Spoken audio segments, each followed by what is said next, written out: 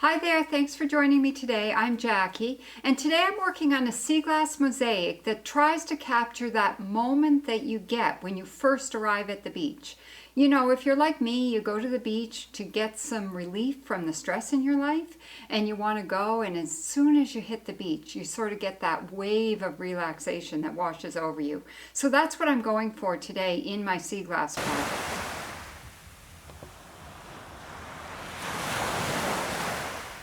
So when I create sea glass mosaic art, I typically use sea glass, and I mostly use brown and green and white because at my beach, that's what I get the most of. But I also look for other treasures, so I always like to get a little bit of blue included, sometimes some other special pieces of sea glass as well. But I also look for sea pottery, I look for interesting pieces of driftwood, I look for interesting shells or interesting pebbles or rocks. Anything that comes from the beach is fair game for inclusion in a piece of sea glass mosaic art because it comes from the beach. If it doesn't come from the beach, chances are you won't see it in my work. But anything that comes from the beach helps bring me back to that peaceful feeling that I get when I've been at the beach. So today I'm going to show you how you can incorporate all of those other products as well as sea glass in a piece of sea glass mosaic art. So one of my favorite things is when I first walk onto the beach. So what I've done here is I've picked out a few pieces of driftwood because I love to use driftwood in my art. And this is like the fence that's there as you walk out onto the beach. And I'm going to put a path here.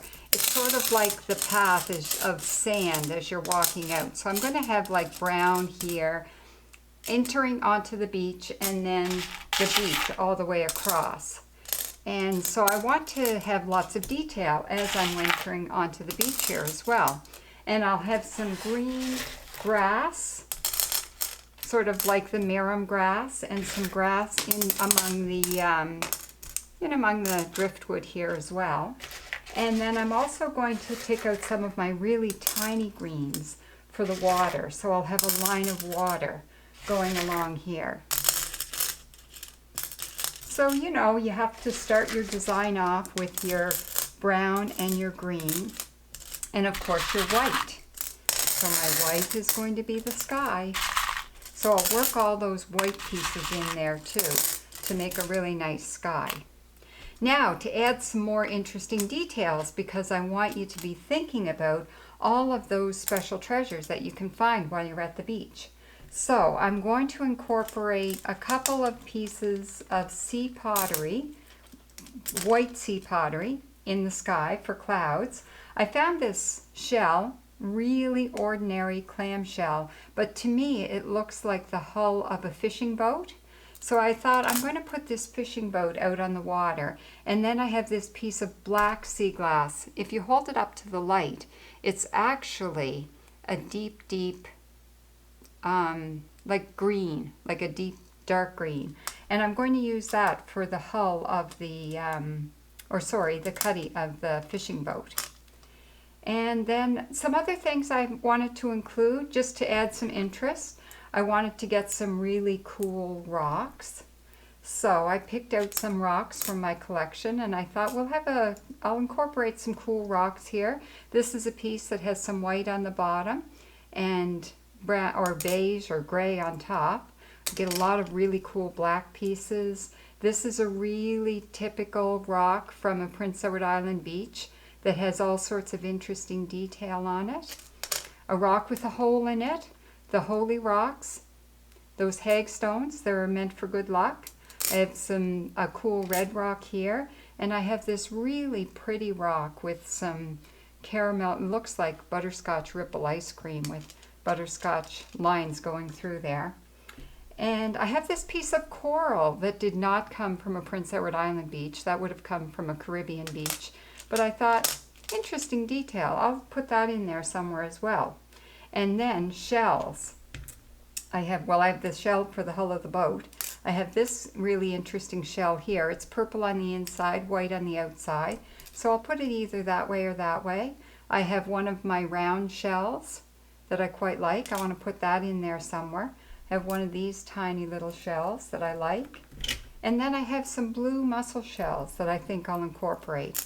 So if I just set them down here, I'll find a way to incorporate them into my design. And I have this piece of green milk glass. I find not a ton of milk glass, but quite a bit. So I thought maybe that will be like the entrance to the path. And then of course the aaahhhh. I like to include a few blue pieces, so I'm going to make my little aaahhhh in this piece blue. So I have these little blue pieces here to use for the aaahhhh. So the other things that I need, I have my white tray of white sea glass, my tray of brown sea glass, and a tray of green sea glass. I have my craft tweezers. I have some sticks to poke at the pieces to get them all in the right place. And of course my ever important kitchen and bath adhesive caulk, which is like a clear silicone, goes on white but dries clear. That's what I use for my glue. So I'll get started getting this all glued on and show you my progress as I go.